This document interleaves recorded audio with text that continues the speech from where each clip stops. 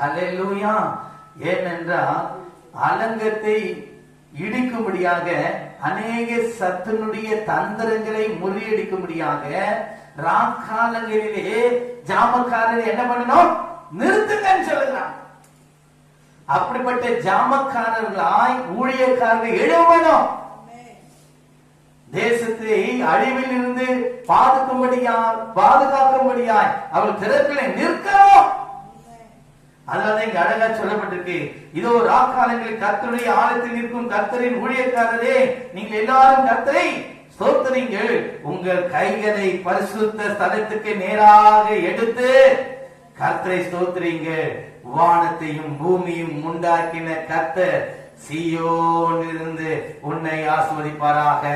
ஹல்லேலூயா. நல்ல கரந்தட்டி வானத்தையும் பூமியை படைத்த கர்த்தராலே நீங்கள் ஆசீர்வதிக்கப்படுவீர்கள். சீயோனிலிருந்து உங்களுக்கு என்ன உண்டாகும்? ஆசீர்வாதம். சீயோன் தேவனுடைய பர்வதம். அந்த பர்வதத்திலிருந்து உங்களுக்கு ஒத்தாசை வரும். இதை அறிந்துதான் தாவீது சொல்கிறார்.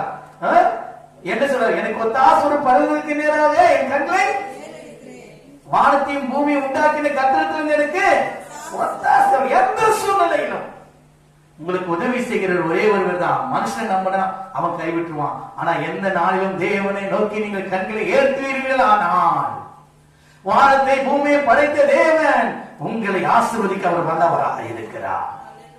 ஹல்லேலூயா. அங்கே பார்க்கிற 132ஆம் அதிகாரத்துல 13 16 வசனங்களே, கர்த்தர் சீயோனை தெரிந்து கொண்டு அது தமக்கு வாசஸ்தலமாகும்படி விரும்பினார்.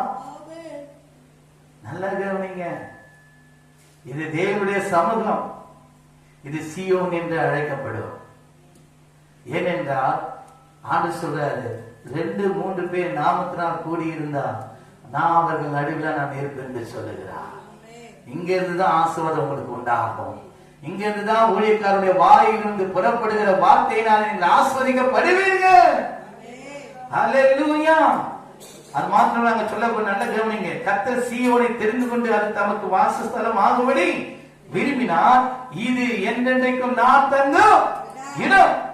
இதை நான் விரும்பினபடினால இங்கே வாசம் பண்ணுவர். அநேகர் தேவனுடைய சமூகத்தை விட்டு தூரம் போகிறார்களாய் தான் காணப்படுகிறார்கள்.